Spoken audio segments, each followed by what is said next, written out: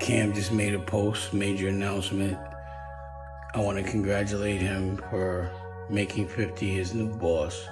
I felt like, I had said something that he learned from, which was $1 million isn't any money. The only person that pointed out that $1 million was no money was Damon Dash, and he has no money now. This is a realistic look at what $1 million is to the first-time rapper. First of all, it's tax half. So that's $500,000 right then and there. Boom. So now you got $500,000 left. Nobody saw it coming. One Instagram post. Just a few direct statements, and 50 Cent shifted the conversation about Harlem's legacy. He revealed that he now holds the rights to Paid in Full, the iconic film that marked an era, influenced a generation, and for a long time was closely tied to Dame Dash's portfolio. Today, however, its ownership has changed hands. He said, well, that ain't no money. Like, after you get you a watch, chain, and you look out for them. The streets buzzed with energy, memes, tweets, reactions, and endless speculation.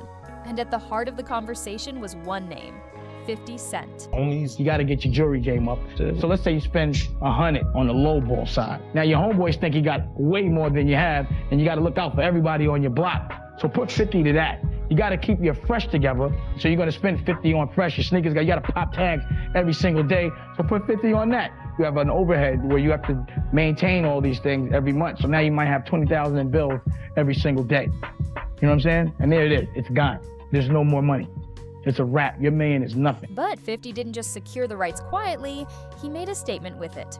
He's developing the classic film into a high-end TV series, and he's not doing it alone. Cam'ron, the same Cam who starred in the original and once worked under Dame's Rockefeller banner, is stepping in as executive producer alongside 50. And Dame Dash? Silent. No statements, no interviews, just a cryptic post poking fun at Cam'ron for finding a new boss. Yet beneath the sarcasm, one question only grew louder. What really happened? $1 million is a lot of money. How you gonna say it's no money? Like, I just never forgot that because of how it felt. How did Dame Dash, the loudest advocate for ownership, independence, and never needing a boss, end up losing control of one of his most celebrated legacies? And why did Cam'ron, once a close ally during the Rockefeller glory days, decide this was the moment to stand beside 50 Cent? Because this isn't just another business arrangement. It's personal, it's generational, and it could be one of the sharpest takeovers hip-hop has witnessed in years. Before it became the center of this power struggle, Paid in Full was much more than a movie. It was a blueprint. Released in 2002, it captured the lives of Harlem's infamous street figures, Ozzie Faison, Rich Porter, and Alpo Martinez. But it wasn't simply storytelling. These were real names, spoken in barbershops, echoed on corners, and passed down like urban folklore, tales of loyalty, betrayal, fast cash, and the heavy cost of the streets. The film featured Wood Harris, Mekhi Phifer, and Cam'ron, whose portrayal of Rico became instantly iconic. Cam wasn't just acting, he embodied the culture.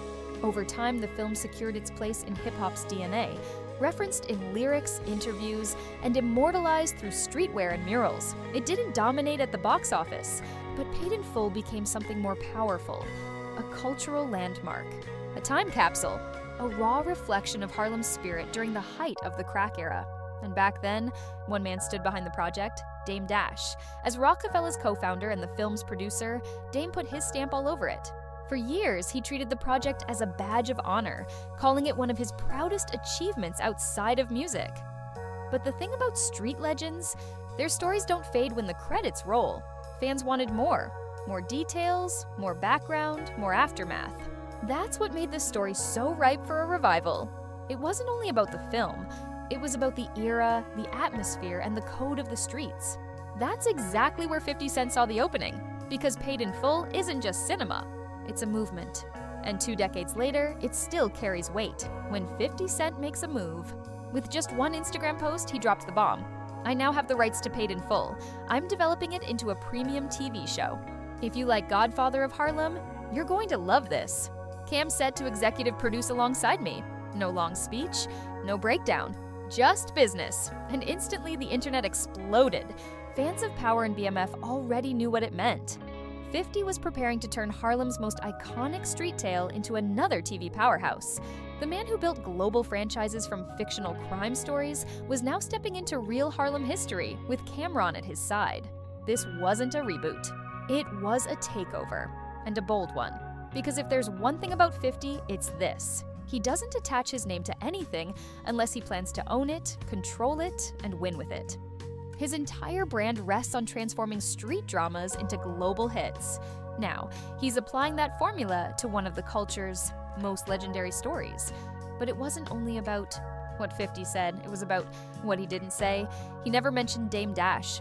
Never explained where the rights came from. No backstory. Just a clean, precise announcement.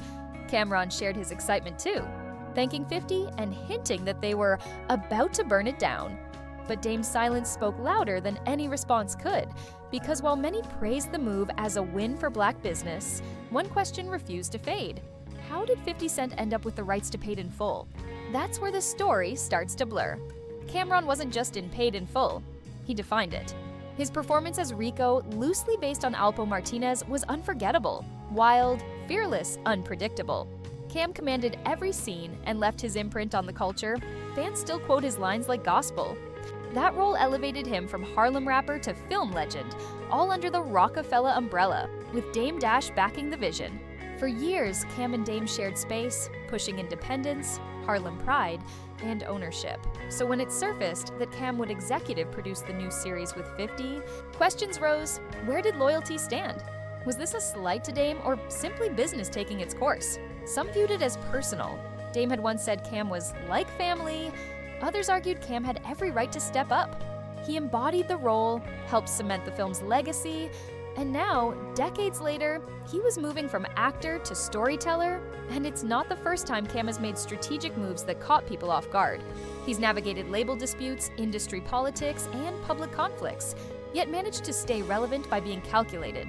This deal may not be about picking sides, it may be about seizing control. In a time where ownership is the key conversation, Cam ensured he wasn't excluded. Still, the timing and Dame's silence highlighted one thing: something behind the scenes had shifted, and fans were paying attention. For someone known to speak loudly on almost everything, Dame's quietness made more noise than words could. Just a few years back, he was openly sharing his vision for a Paid in Full sequel. He spoke about finally moving past writer's block and being ready to tell the next chapter, on his terms. To him, Paid in Full wasn't just another project, it was legacy. So when 50 Cent suddenly announced that he owned the rights and was creating a full TV series, Dame's silence felt unusual. No official statement, no public challenge, just a single, subtle, passive-aggressive post. Cam just made a post, major announcement. I want to congratulate him for making 50 his new boss. So congratulations, Cam. 50 is now your new boss, and you're proud of it. It came off as sarcastic, distant, and at the same time, puzzling. Because this is the same Dame Dash who spent decades championing independence, pushing for self-ownership, and rejecting authority. He has challenged artists, executives, and even interviewers on the subject. His brand was built on the principle that ownership is everything. So now, with one of his greatest cultural achievements, Paid in Full, under someone else's control, questions began circulating. Did Dame lose power, or simply lose interest? The post sounded bitter, but beneath the jokes was something more. A man watching a project he once guided being reshaped without him. And with Cam'ron, once connected to Dame's movement, now helping produce it under another leader. The moment carried extra weight. The irony was impossible to miss. This is the same man who told artists never to answer to a boss, now dismissing someone for teaming with 50 Cent, another black entrepreneur, to bring back a classic story. All while Dame's own financial troubles were being aired publicly. It wasn't only an ego hit. It struck at the core of the image Dame had spent years promoting. But that was only part of the story. Behind 50 Cent's takeover was a quieter, more complicated struggle, one unfolding in court, not in the boardroom. In recent bankruptcy filings, Dame Dash declared he had no steady income, no home, no car, and just a few $1,000s worth of belongings. His reported assets: a few firearms, some jewelry, furs, a couple of TVs, electronics, and $100 in cash. No stocks, no retirement savings, and most notably, no intellectual property listed, including Paid in Full. That's where the speculation began. Fans and insiders started asking, did Dame Dash lose the rights to Paid in Full through bankruptcy? Some believe the rights were turned over to cover old debts, quietly transferred during liquidation. Others suggest he may have been forced to sell them, either before or during the bankruptcy process. And then there's the third possibility. Did he ever truly own the rights at all? The ownership trail is unclear. Paid in Full was first released under Rockefeller Films and Dimension Films, which complicates things. And with Dame's finances unraveling, it's nearly impossible to know whether the rights were seized, sold, or never secured in the first place. One thing is certain, they're no longer his. And 50 Cent didn't just claim them, he celebrated it. Standing with Cam'ron, he announced new life for a project that had once been Dame's legacy. The man who long insisted on owning your masters was suddenly absent from the credits. What followed only raised more questions. For years, Dame Dash has repeated one idea. If you're not the boss, you're an employee. That line of thinking became his trademark. He voiced it in interviews, at speaking events, and most famously in that Breakfast Club exchange, where he challenged the hosts on working for others. "Why would you call another man your boss?" he asked. "That's like calling another man daddy." It was bold, unapologetic, and it went viral. Dame positioned himself as the model for ownership. Never compromise, never partner, never answer to anyone. But years later, that old interview is being viewed through a different lens. Because today, in the Paid in Full reboot, it's Cam'ron who's winning, not by insisting on being the boss, but by teaming up with one. Cent built his empire by turning partnerships into power. Power, BMF, raising Conan. Each succeeded because he collaborated strategically, not just loudly. Cam recognized that. Instead of holding on to outdated loyalty or ego-driven ideas of hierarchy, he made the smart move, join forces with the proven winner and rise higher. Meanwhile, Dame remains locked into an ideology that hasn't always delivered results. Total ownership sounds powerful until everything slips away. And the court records suggest that's exactly what happened. This doesn't erase the value of Dame's message. But in 2025, being a boss isn't just about holding the title. It's about knowing when to share responsibility, when to work with others, and when to adapt. Sometimes pride costs more than it's worth. And silence, that can speak the loudest. As the dust settles around the Paid in Full reboot, the bigger question isn't only about ownership, it's about intention. Is this what healthy Black business looks like? Or is it just glossy packaging covering a deeper betrayal? Some fans are celebrating. They see 50 Cent elevating Cam'ron into an executive role, transforming a classic into a new franchise, and proving again that Black creators can control the narrative and profit from it. On paper, it looks like a strong power move. Two Harlem legends securing the bag, telling their own story and keeping the culture in their hands. But others see something different. For them, this wasn't a respectful handoff. It was a quiet takeover, a symbolic removal of Dame Dash, the man who once risked everything to create the original film. They call it a poetic betrayal. The irony that Cam, once Dame's ally, is now executive producing under 50 Cent, while Dame battles bankruptcy filings and bitter Instagram rants. That brings the debate into sharper focus. Is this truly a passing of the torch, with a new generation of Harlem storytellers reimagining history? Or is it a takeover dressed in polished branding and polite silence? The line between collaboration and competition is razor thin, especially when legacy, pride, and real money are on the table. One fact is clear. In a world where Black art is too often stolen, diluted, or misrepresented, Paid in Full is still being handled by Black creatives. But whether this is a win for unity or just business as usual depends entirely on who's telling the story. Now that the rights have shifted and the players are in position, one question looms. Can 50 Cent really pull this off? The original Paid in Full wasn't just a film, it was a cultural landmark. It captured Harlem's grit, ambition, betrayal, and survival in ways few stories ever have. People still quote it, revisit it, and treat it as a benchmark for authentic street storytelling. So turning it into a TV series isn't just a creative challenge, it's a high-stakes gamble. Cent has the track record. Power, BMF, raising Conan, he's built an empire on gritty, street-level storytelling. But Paid in Full is different. It's personal, it's historic.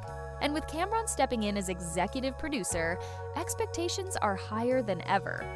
The production timeline? Still unclear, but what's obvious is that this isn't a side hustle. This is 50 staking a claim in Harlem's legacy, betting on himself once again. Yet while fans wait to see how the new vision unfolds, one unresolved thread remains. Dame Dash. Will he finally break his silence? Show receipts? Reclaim his narrative? Or will he fade quietly into the background, outplayed by the same partnerships he always dismissed? One thing is certain, the streets are watching, and so is the culture. So here we are, a classic reborn, a legend replaced, and Harlem right in the middle. 50 Cent didn't just buy the rights, he took hold of a legacy. He flipped the narrative, brought Cam'ron along, and left Dame Dash watching from the sidelines. The man who once preached ownership now sees his creation evolve without him. The rapper who once acted in the story, now steering it from behind the scenes. And the mogul from Queens, still moving the chess pieces. This isn't just a reboot, it's a shift in power. And maybe a shift in what being a boss really means. Because the real question isn't simply who owns the rights, it's who owns the culture now. The game has changed, but who actually won? The streets? The business? Or 50 Cent himself? If you're still here, you're not just watching, you're locked in. So hit that like button, drop your thoughts in the comments, and if you want more real stories behind the headlines, subscribe, because this is only the beginning.